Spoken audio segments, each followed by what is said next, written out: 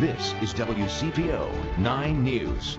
Well, thanks for joining us here on WCPO 9 News. I'm Allie Kramer, and here is a look at some of today's top stories. The Kentucky State Police today said goodbye to a trailblazer. Sandra Taylor was laid to rest at Vine Street Hills Cemetery in Clifton. She grew up in Covington and became the first ever female trooper with KSP back in 1977. KSP is making sure that her memory lives on. The brass button and hat pin that Taylor wore were actually handed down to the top woman currently on the force. They're now worn by Captain Jennifer Sandlin. I know that she was given that in the academy. I know what that meant to her because I know what that meant to me when I received mine, and that's the button that she wore when she worked the roadways, you know, when she arrested someone, when she wrote a ticket, or when she comforted somebody on a scene. That's the button that she wore on her uniform, and it was significant for me to wear it over my heart. Officials say Taylor passed away recently after an extended battle with multiple sclerosis. Well, the Cincinnati Zoo is saying goodbye to its male polar bear, Little One. The polar bear had to be euthanized today due to kidney failure. At 31 years old, he was the second oldest male polar bear in the U.S. zoo population. He was born at the Cleveland Zoo and came to Cincinnati in 2007. The median life expectancy for a male polar bear is 21. Well, Matthew 25 Ministries is putting together a truckload of supplies to support victims of tornadoes in both Alabama and Georgia. They are sending personal care items, cleaning supplies, bottled water, tarps, and trash bags. If you have any of those items to donate, you can do so. The headquarters for Matthew 25 is just off Kenwood Road in Blue Ash. Well, Sherry, it was a beautiful day today, but that might be changing tonight. It is changing rapidly, Allie. In fact, we have in the 70s today. We'll see temperatures fall to about 54. However, we'll be quite warm in the mid-60s as we head towards the midnight hour, and in the 60s after midnight. That's when we'll see the chance of some showers and storms heading our way. We have a marginal risk of a strong to severe storm from northern Kentucky back to southeast Indiana. This likely won't occur until, I'd say, maybe 1 or 2 a.m. when we start to see the showers and storms develop. Gusty winds and some large hail. That's the main threat with any storm that becomes severe. Getting up in the morning, though, much of this is done, maybe a lingering shower. Then we'll just have some cloudy conditions, and temperatures going to take a big hit. We'll only see the lower 50s as we head towards the afternoon hours.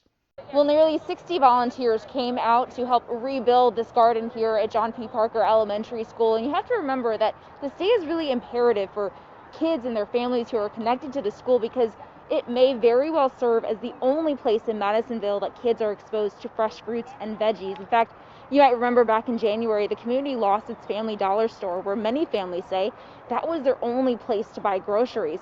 Now, Madisonville is considered a food desert, and so that's why Give Back Cincinnati says this gardening day will help promote local and global sustainability, health, and nutrition. My hope is that their eyes light up, they get to be outside, experience worms in the dirt, and see everything that happens from planting a seed to growing that vegetable to what it becomes on your table. Not just the gardens, we also have aquaponic tanks and hydroponic towers to really show the kids that they can grow their own food. We can give back to the community. They can do all of this with their own hands and just really show them that they can make a difference. Well, if you missed out on today and you still want to volunteer or help out John P. Parker Elementary School with their mission, just give the school a call, or you can head to givebackcincinnati.org.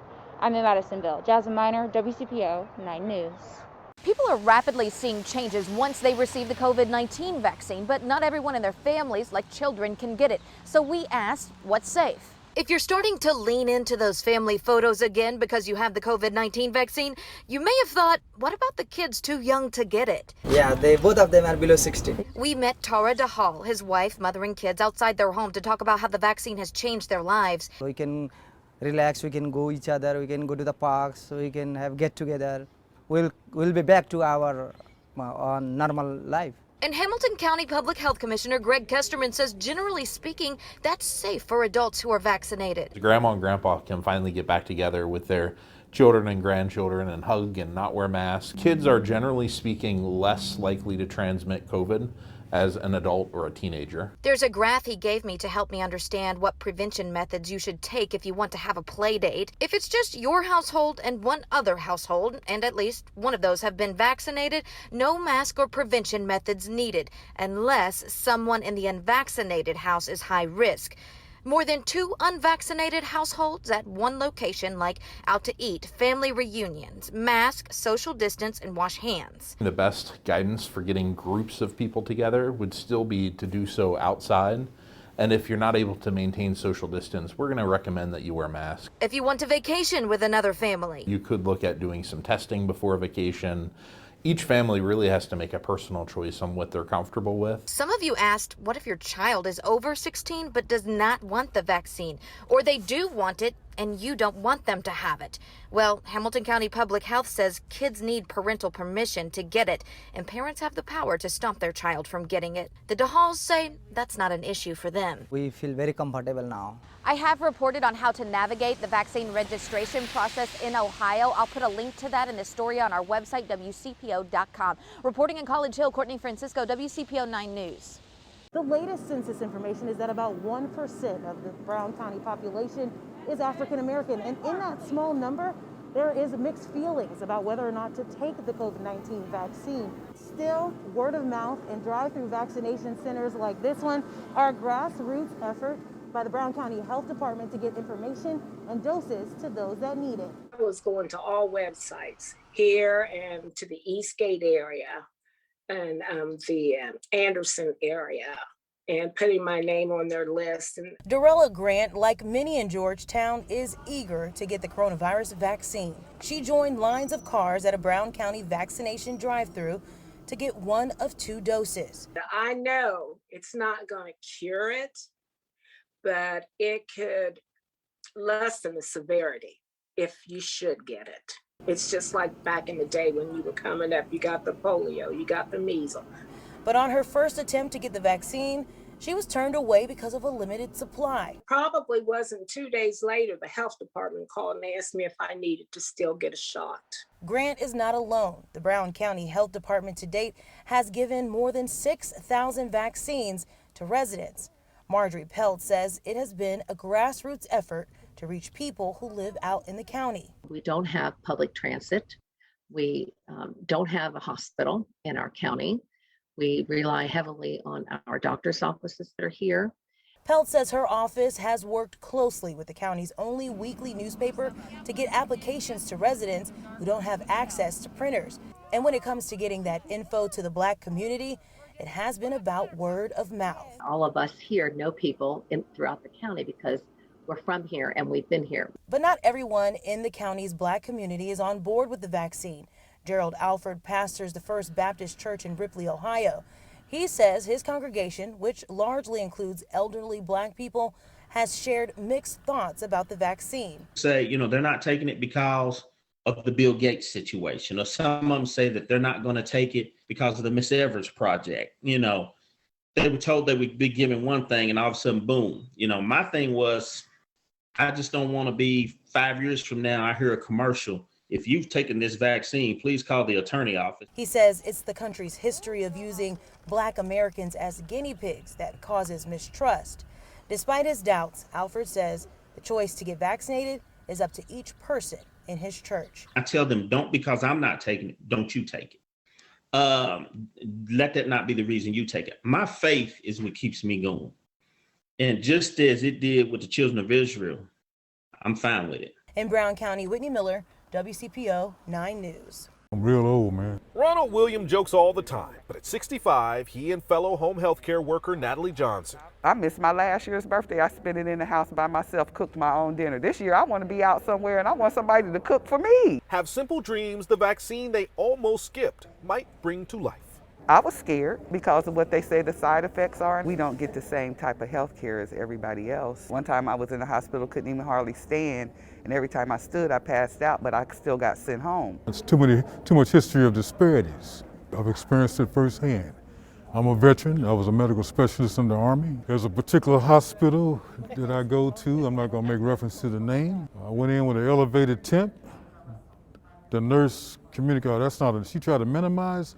Oh, that's not an elevated temp. I said, wait a minute, man. We have to find it in our hearts to step above. People are dying. I know probably 10 people who have passed. So I just was determined. I'm not going to let oppression stop me from taking care of my health. I'm just not going to do it. Initially, I was hesitant, but I stayed in tune. I did my research, consulted with people, professionals, got feedback, facts then I had to proceed and come in. The first location I came to, I was first in line that day. And I was there for like 2 hours, and long story short, they sent me home without it. They were all white. And I kept trying to be patient, but I felt some kind of way. You know, I'm like, I told the lady I was first in line, and it's an hour later. Why am I still here? And she kept telling me they couldn't find my paperwork. They couldn't find my paperwork. I was hurt. I left there with tears in my eyes, like, they don't even want to vaccinate me, and all of this is going on. But I'm not going to let fear stop me. I'm going to fight through whatever I had to fight through to get to the other side. Doors and room for both to get shots opened in Springdale. Right after getting second doses, this once skeptical pair left empowered and felt protected. Larry Seward, WCPO 9 News. Get ready for a wave of evictions in April. The national moratorium on evictions due to the pandemic expires March 31st, and some tri-state landlords are already kicking people out for non-payment. This is what Ayanna McClure found when she pulled up to her apartment in Avondale one day this past fall. Painters were taking everything out and putting in new locks. Because this is my apartment and they changed the locks. This healthcare aide tells me she lost a month of work over the summer and had fallen behind on her rent. So it was no way I could come up with like $2,000 or $3,000. Ayanna, who's now staying in a local women's shelter, says she was evicted despite the eviction moratorium. I guess like the first day that he could file the eviction, he did it. She's not alone. 3 days after Christmas, we found Amanda Barger and all her belongings tossed out of her rented mobile home in Cleves. I know this is a business and you gotta pay your own way, but they could have a little, kindness. The good news for renters behind on their payments, the national moratorium on evictions has been extended into the new year. The bad news, there are still many reasons why a landlord can still legally kick you out. Disturbing your neighbors, not maintaining, keeping the apartment clean, those sorts of lease violation or tenant violation duties. Nick DiNardo of Legal Aid says tenants need to know the eviction moratorium is not automatic. You must submit a CDC form available at the CDC or Legal Aid websites or your local library. The moratorium only applies to financial hardship. There are plenty of people who are being evicted right now. Among them, these two women. In both cases, their landlords told us there were other reasons besides late rent. With the moratoriums on evictions expiring, take that stimulus check or tax refund and make sure you pay your landlord first so you don't waste your money. I'm John Matteries, WCPO 9 News. A devastating end to this 7-month-long saga. Court documents say Dominic's mother and her husband tried to hide his body in this West Side apartment. His father tells me he is looking for the highest level of justice. My whole world has changed. I'm hurt. I done lost my son, my twin, my oldest boy. Marcus Allen can barely stand to recall the past 7 months. I really can't explain how I feel. I'm angry. He recently learned that the body found in December in this Westwood apartment belonged to his 19-year-old son, Dominic Allen. Police say Allen was first reported missing back in September. I got a call from Michael. He says you need to go up to her house. They believe they found the body. I stood frozen for a moment.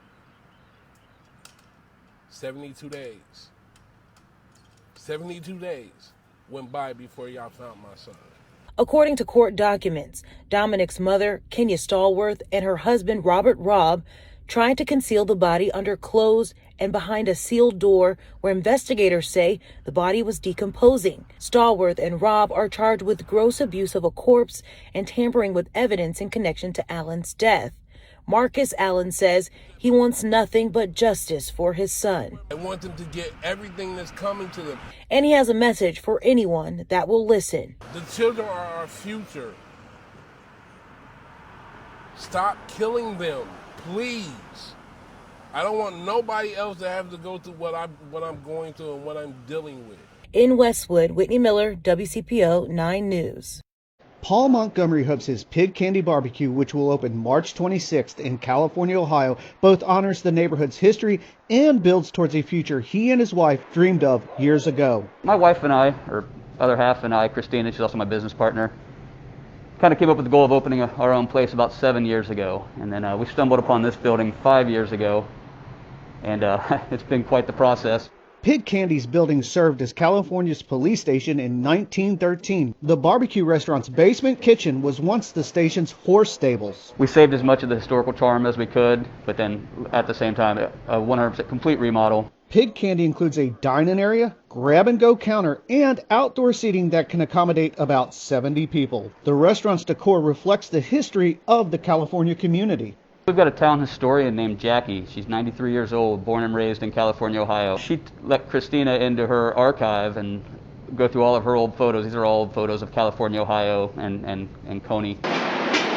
Montgomery said he hired longtime chef Luke Tranowski to run the kitchen. It's the same barbecue, but different barbecue. Instead of the brisket, we're doing brisket one day a week, but we're doing the shoulder clod, which is an old school cut of beef. Tranowski said Pig Candy will offer a few items not seen in most barbecue places. We have a vegan geta, which is, everyone likes geta, so let's let the vegans enjoy too. Tranowski said the vegan geta is just part of a healthier spin he's giving most of Pig Candy's side items. We have a pasta salad, there's a grain salad. Pig Candy will also offer gluten-free waffles. As my wife and I have gotten older, we try to watch what we eat a little bit more. Montgomery said he hopes Pig Candy helps fuel California's revitalization. My wife and I have just fallen in love with this little community, this little river town. For more information about Pig Candy, visit WCPO.com. I'm Brian Maines, WCPO 9 News. We actually have more work than we do have available labor.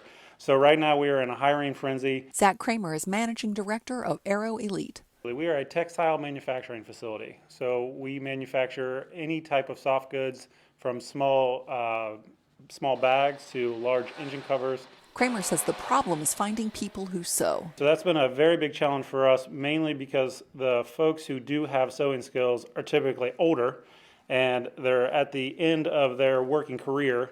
Aero Elite is partnering with Lois Shagog and her program Stitched at St. Francis Seraph Ministries Sarah Center. It's a 5-week program. Shagog created Stitch to offer training to the people experiencing homelessness and poverty who get meals from St. Francis Seraph and Over the Rhine.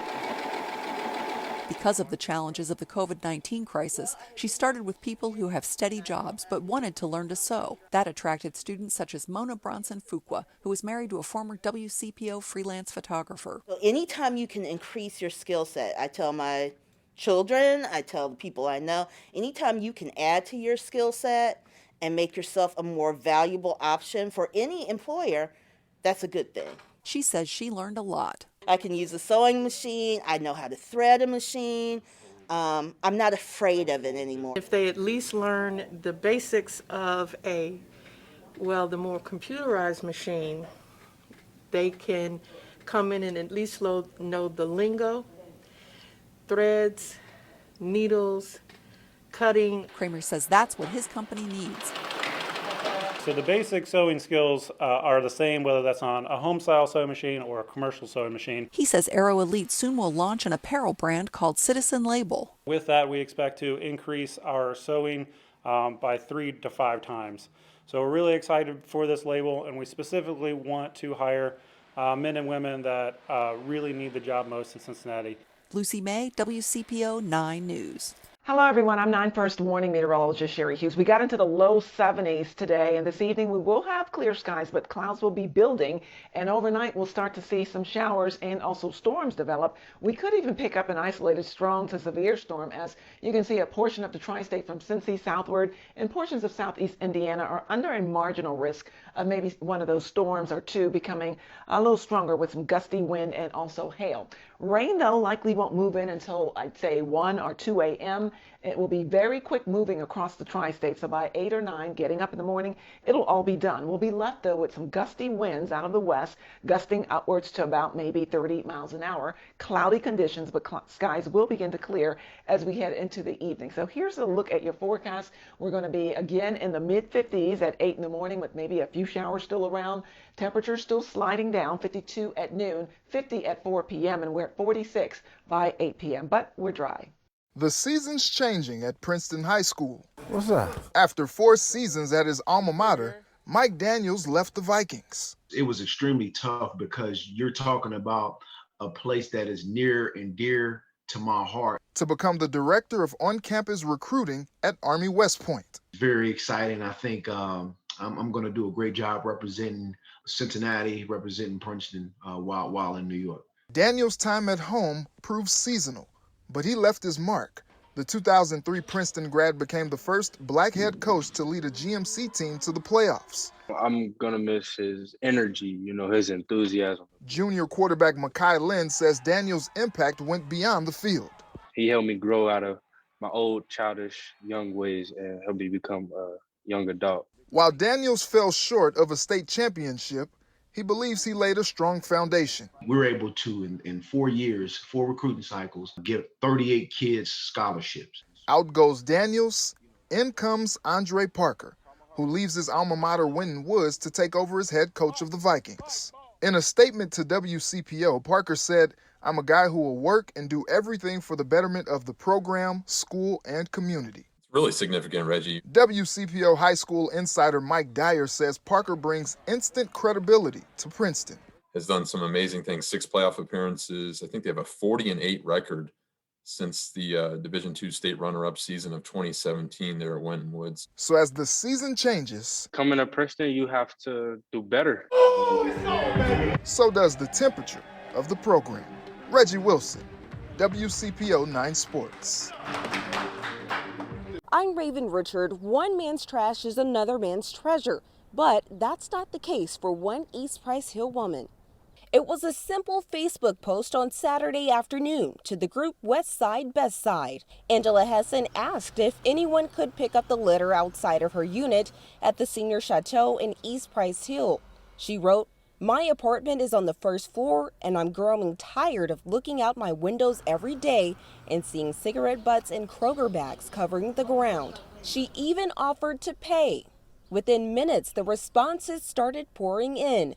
Some people offered to do it for free or organize groups to clean it up. One woman even offered to have her Girl Scout troop help out. And what makes this story even more meaningful, Angela has cancer. Her treatments today left her so sick and weak that she was no longer able to speak to me on camera. Climbed from that tree to this tree, and we met in the middle. 4th floor resident Daniel Taylor decided to help. It was pretty bad. Yeah. You can notice where we didn't clean. Taylor didn't take any pictures, but he says picture this, then multiply it by a lot. Angela says 2 teenagers also stopped by to help, but she didn't catch their names. Well, I was coming here on a call, and I seen some young guys picking up paper and litter from the front of this building. Derek Hillman does maintenance at the complex and is also an East Price Hill resident. He says they clean up every day, but it's never enough. But we have to come out and clean these grounds every, 5 days a week, so if we get any kind of help, it's a blessing. Did a good deed. Through her window, Angela told me she's happy she can finally see the daffodil outside her window bloom. In East Price Hill, Raven Richard, WCPO 9 News.